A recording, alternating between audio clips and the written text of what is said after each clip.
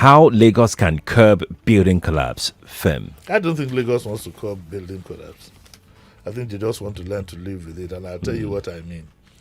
Apparently, people who are owners of these properties are highly influential people. And we have a government that cannot stand up to them. Because my feel is that if we had done the needful and prosecuted successfully one or two people as an example, we won't be in the mess that we are in now. Look at some of the buildings. The only building that has gone down that the owner has really been identified is the one where the owner died in the building. The one that happened in Oniru, we haven't heard anything. We haven't heard anything. So many building collapses, investigations will be done, we will prosecute, you don't get to know who did what. Until we make an example. You know, because what it means is even those who are, the construction industry now will soon have a problem. Let me give you an example. If anybody approaches me now that you want to rent a place, you know what I tell them? What's that? Go look for the old buildings. Don't go to this new development because they've been compromised. With the state of emergency that we are in that industry, I suggested here that anybody going above 2 or 3 floors, the construction can only take place with the following companies, and you add to them after you've given them due clearance. Costain, Julius Berger, because ordinarily, look at the one who wanted to build a 17-story building by direct labor. I mean, you know, and we don't have a value for life.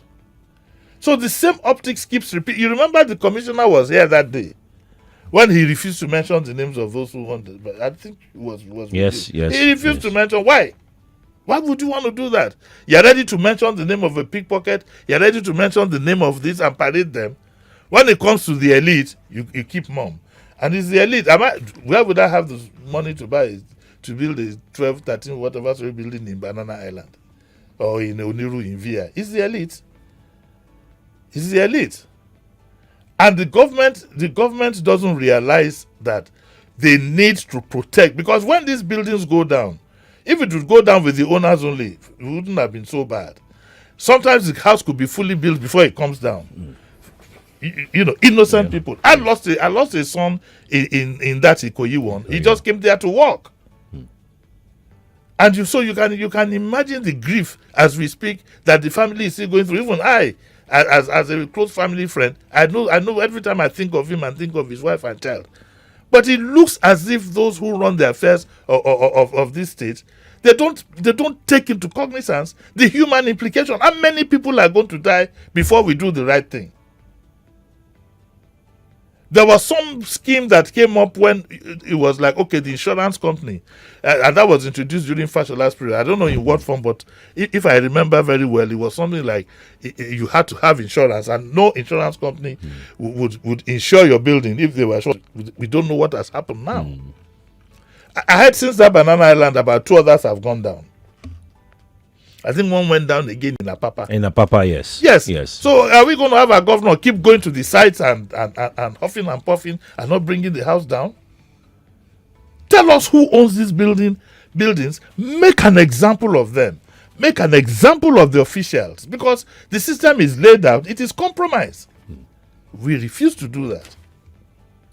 The one at Oniru was laughable. In 2 days, you wouldn't know anything had happened. It looks as if, all kinds of things. We wouldn't know. You haven't told us who owned the building. You haven't told us who has been arrested and who has been prosecuted. So